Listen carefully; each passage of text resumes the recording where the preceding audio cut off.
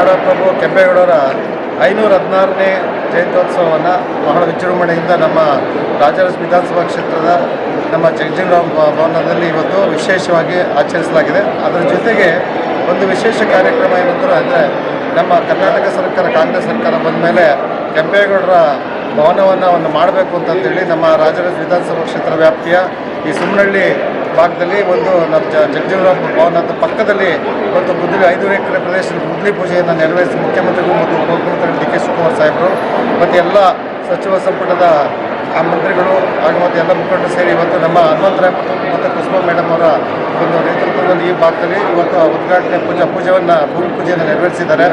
ಈಗ ಒಂದು ಕೆಂಪೇಗೌಡ ಅಭಿವೃದ್ಧಿ ಪ್ರಾಧಿಕಾರ ಈ ನಮ್ಮ ರಾಜರಾಜ ವಿಧಾನಸಭಾ ಕ್ಷೇತ್ರದಲ್ಲಿ ಆಗ್ತಾರೆ ನಮಗೆ ಬಹಳ ಅತೀವ ಸಂತೋಷ ತಂದಿದೆ.